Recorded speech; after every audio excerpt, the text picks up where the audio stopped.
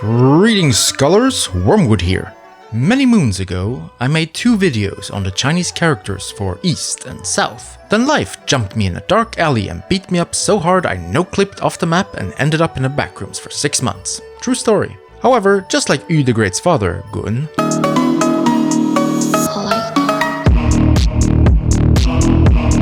I am stubborn to a fault, and the OCD goblins that live in my head have been pestering me to finish what I started already. I've also been meaning to try out a new format where I tackle several semantically related characters in one video, so see this video as sort of a proof of concept experiment thing. Yeah! Now, for completion's sake, I will be including East and South in this video, with the contents only slightly tweaked.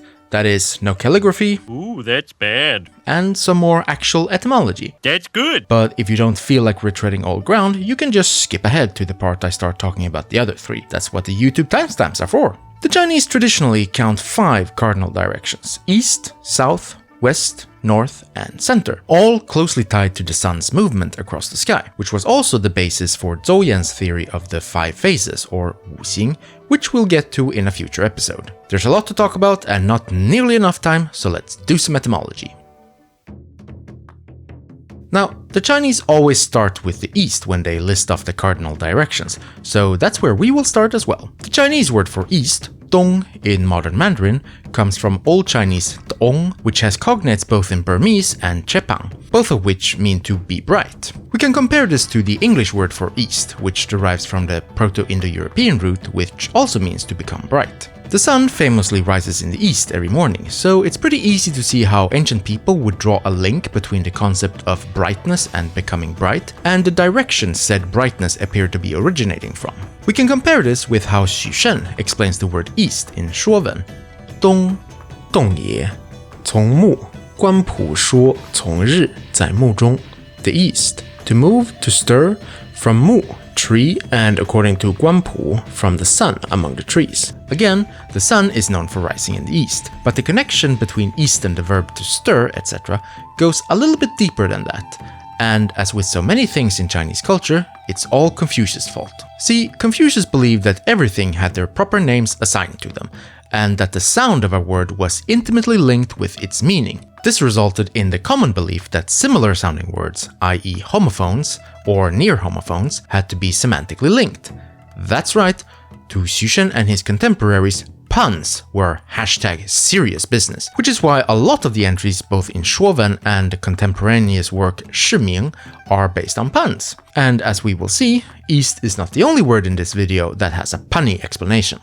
Basement-dwelling nerd though I am, I do recognize that the sun is a fairly important ball of burning gas, and in their infinite wisdom, the ancient Chinese understood this as well, so the east came to be seen as the most important and prestigious direction.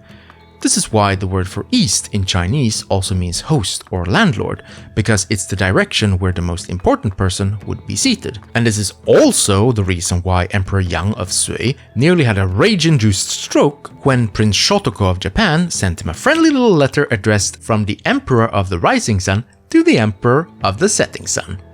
So now that we have a pretty good idea of where the Chinese word for east comes from and why it also means host, but how do you depict that in a way that is fairly easy to carve into a turtle shell? Well, if you ask the author of Shuowen, the character east is composed of the character sun in the middle of a tree, depicting how the sun rises from behind the treetops.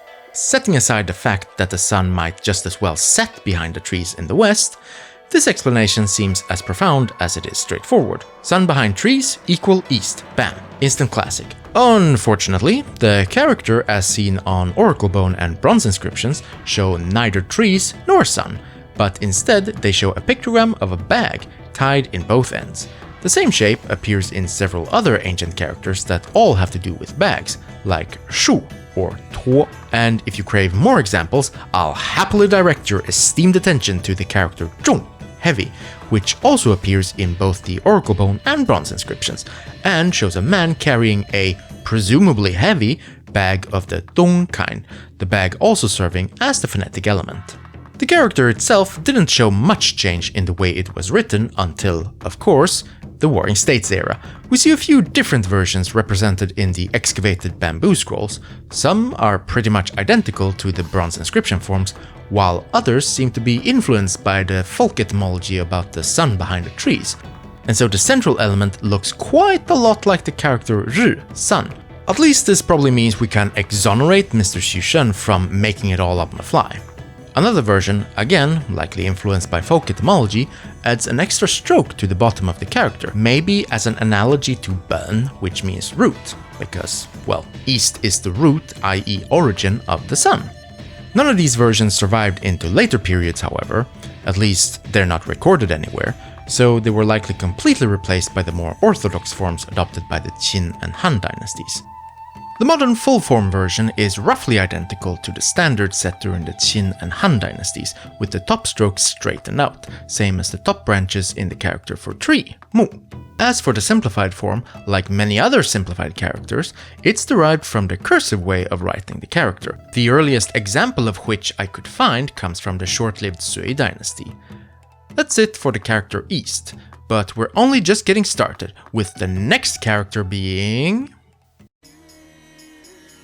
While the word for east was etymologically fairly straightforward, there is some dispute as to where the word for south, nan in modern Mandarin, comes from. So let's first have a look-see at what our friend Mr. Xu Shen has to say about it. 南任也，草木至南方有之任也，从背任生。 The south, to carry, to endure, or to be in charge of. Plants grow facing the south, and the south is in charge of their growth. From bei, which means flourishing plants, and ren, phonetic.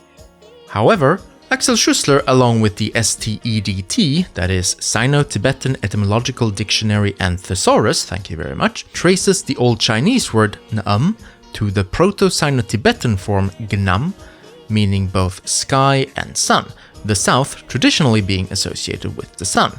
Sagat, on the other hand, relates the word to Proto-Sino-Tibetan snam, which means ribs, which would make the word related to ren, to be pregnant, ren, to carry a burden, especially in front of the body, as well as nan, which means belly of an ox. And taking this ball and running with it, Sagat also claims that the glyph itself depicts the front of a house to go with the front of the body. Now, while I think there is a discussion to be had regarding the origin of the word itself, though I personally lean more towards Schussler and the STEDT, I think Mr. Xu Shen and Sagat are both barking up different but equally erroneous trees. By looking at the oracle bone and bronze inscriptions, I think it's more likely that the character originally depicted a bell, one of those huge-ass bronze bells like the ones excavated from the tomb of Marquis Yi from the state of Zheng. More specifically, this part down here is the bell itself, and the three lines above that sorta look like a grass radical would be the ropes or strings suspending it in the air. For comparison, here is the character Que, which means to strike or to hit, which depicts a hand holding a mallet about to hit a hanging bell. We also have examples of nan being used as the name of an instrument from the Book of Songs, Shi Jing. Specifically, the short poem Gu Zhong, Sound the Bells, found in the minor odes, that is Xiao Ya. Gu Zhong Qin Qin, Gu Se Gu Qin, Sheng Qing Tong Yin, Yi Ya Yi Nan, Yi Yue Bu Xie. As you can see here, both Ya and Nan are used, at least in the context of this poem, as names of instruments, along the likes of bells, flutes, the Se and Qin, as well as the Sheng and Qing. The character was then borrowed, quite early on actually, for the homophone Nan, south, with the original meaning gradually becoming obsolete and forgotten. And to be totally fair, there are a lot of names for bronze bells in classical Chinese, so one less didn't make that much of a difference. While the oracle bone and bronze inscriptions both clearly depict a bronze bell, the character became increasingly more abstract in the later bronze inscriptions. By the time of the Warring States, we see a highly stylized and barely recognizable shape in the Chu bamboo scrolls, though this shape, unlike the Chu version of East, were recorded in Shuowen as an ancient character, or Guwen.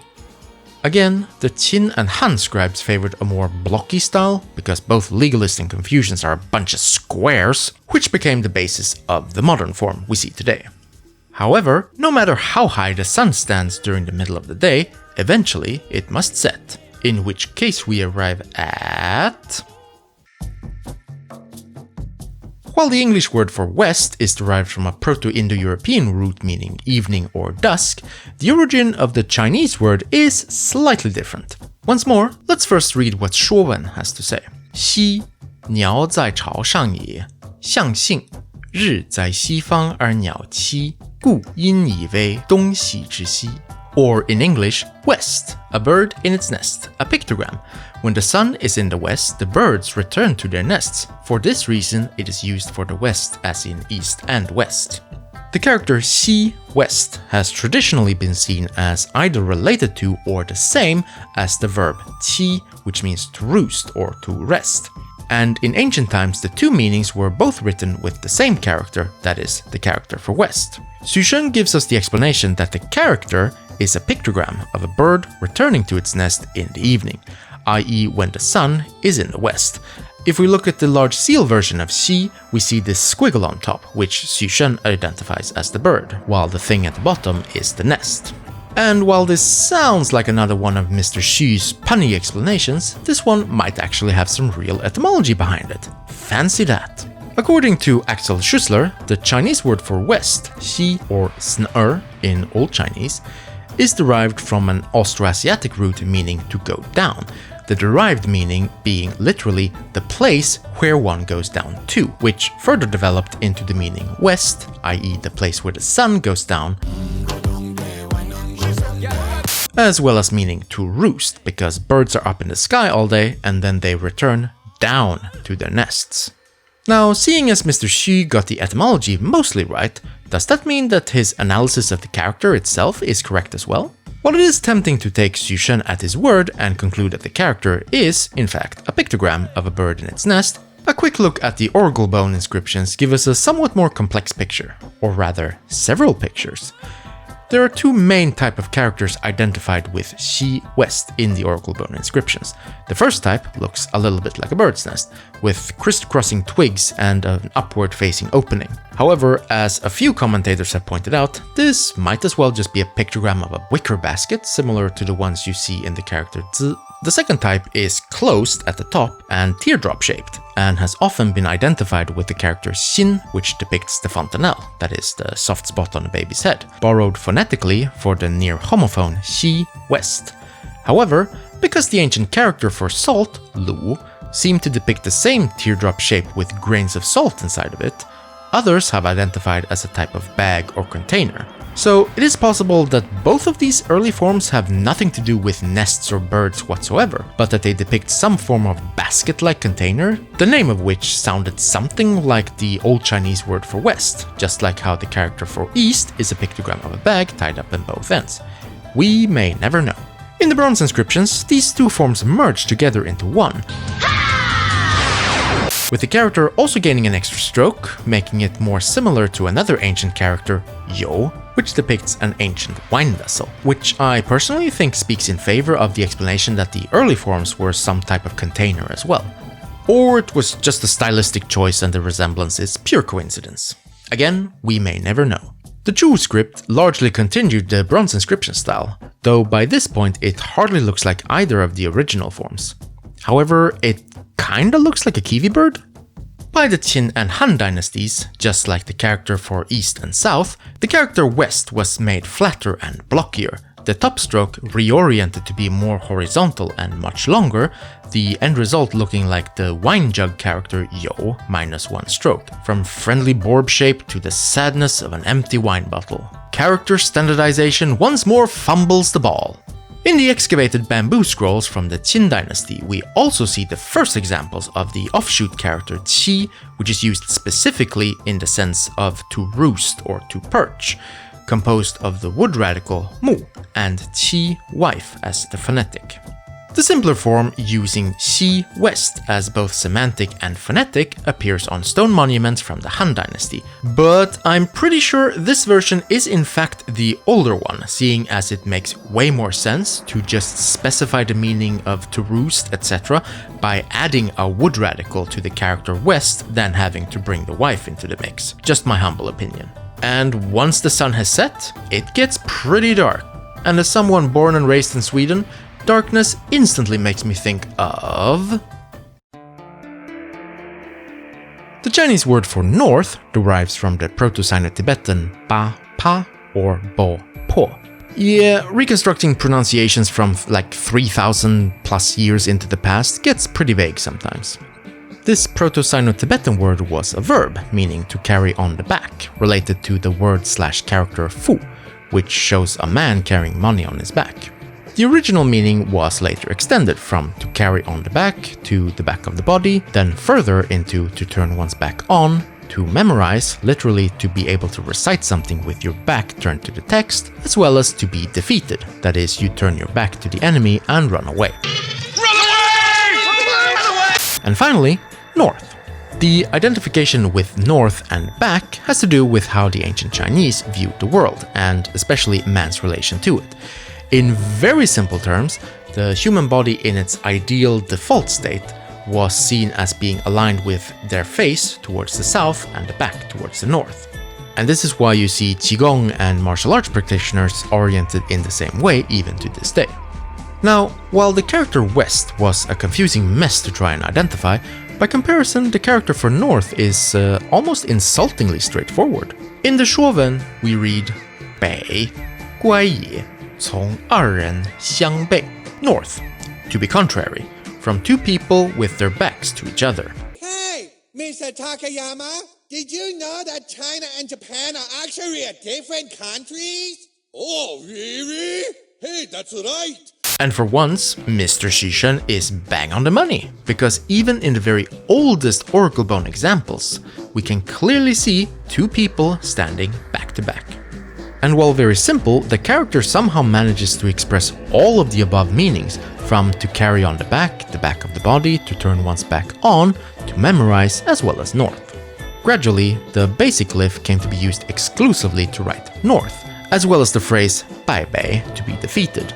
Brave Sir Robin ran away. No! Bravely ran away. And the flesh radical was added when writers wanted to make it clear that they were talking about the back of the body, as well as the meanings to carry on the back and to memorize, etc.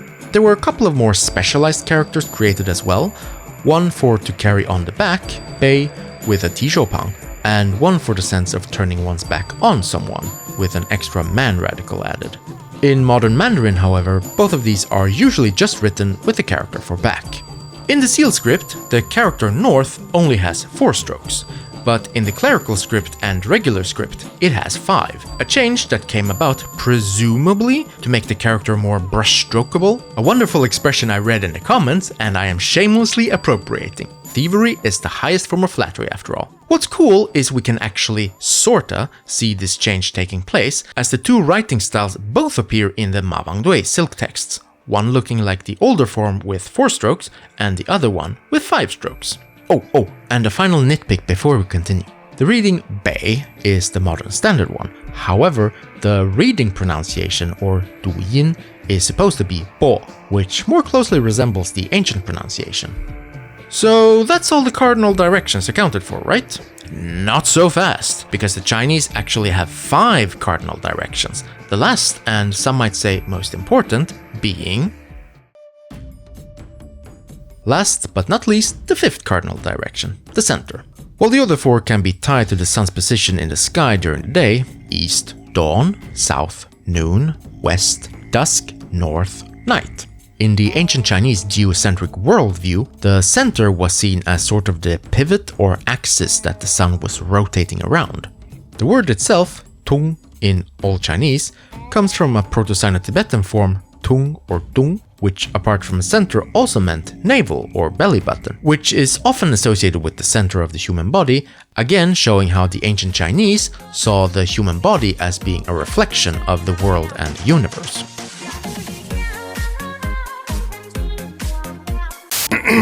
The traditional explanation for the character zhong found in the Shuowen is that the character is an abstract logogram showing a circle with a line going through the center.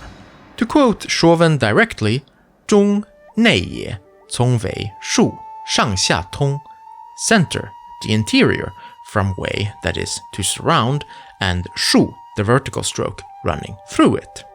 However, in her book China, Empire of Living Symbols, which I highly recommend, Cecilia Lindqvist, another Swedish sinology nerd, compares the oracle bone and bronze inscriptions to pictures found on the walls in Han Dynasty tombs, showing a type of drum mounted on a pole with flags or streamers at the top and bottom. This drum, called jiangu in Chinese, was used both during religious ceremonies as well as during warfare, used both to gather people in one spot as well as give signals to the troops. In other words, you can say this drum was the center of attention? Lame puns aside, this really seems to be the logic behind the character. Oracle bone and bronze inscriptions pretty clearly shows the central pole with streamers top and bottom and a drum in the very center. This form was fairly consistent up until the collapse of the Zhou dynasty, when various alternate and more simple forms emerged, often removing some or all of the streamers, leaving only the drum and the central pole. As usual, the Chu versions are some of the more interesting ones. While some examples are almost identical to the modern form, others preserve the streamers from the oracle bone and bronze inscriptions, but write them in many different ways, sometimes with just 1 or 2 strokes above, other times adding an element that's probably derived from the flag radical. We don't see any streamers on the bamboo scrolls from Qin and Han, so pretty much the character we're used to seeing today. But the older form does appear on the stone drum inscriptions, which were carved in the Qin dynasty, which would imply that the more elaborate ancient character was still preferred for monuments and other high-end decorative purposes. In modern Mandarin, zhong has 2 readings. The first one, zhong, which means center or middle, and the second is zhong, which means to hit or to strike something in the middle. This reading may have influenced the folk etymology that the character shows an arrow hitting the bullseye.